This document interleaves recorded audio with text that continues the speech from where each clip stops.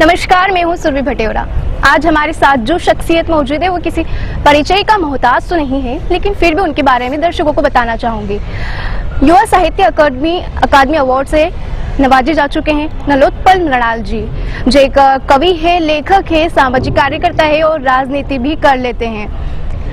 आज इनका वेब दुनिया के इस खास कार्यक्रम में स्वागत है। सर, सबसे पहले यही जानना चाहेंगे कि आपको 21वीं सदी का लेखक कहा जा रहा है, उभरता हुआ लेखक, और जो लेखक बनने की राह पे निकले हैं उन्हें क्या कहना चाहेंगे?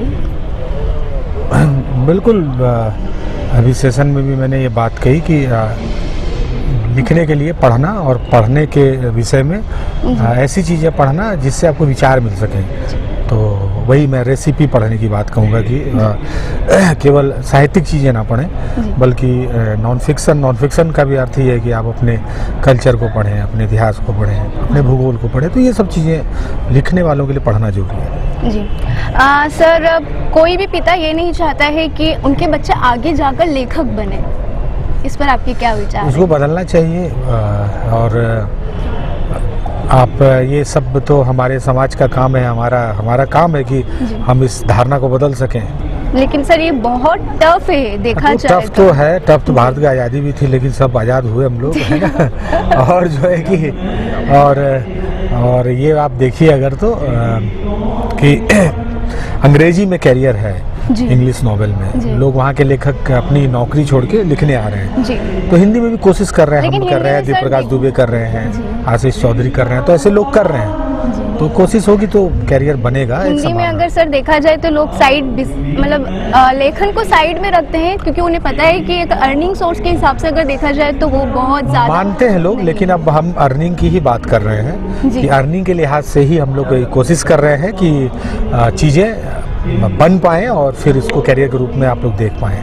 जी सर, आपके लाइक डार्क हॉर्स जिसे युवा साहित्य अकादमी अवार्ड से नवाजा गया है, उसके बारे में दर्शकों को बताइए कि क्या थी उसको लिखने की कहानी? नहीं, अब तो वो किताब तो ऐसी है कि अब उसके बारे में मुझे बताते हैं लोग। अच्छा। कि हमने इसमें ये पढ़ा और ये जाना और ऐसे देखा। तो डार्क हॉर्स पर अब कहने को कुछ नहीं है। डार्क हॉर्स लाखों, 2 लाख से अधिक किताबें निकल चुकी हैं पाठ। तो वहाँ कहने के लिए कुछ नहीं है। दूसरी अवगढ़ आई थी, तीसरी यार जादूगर भी आई है।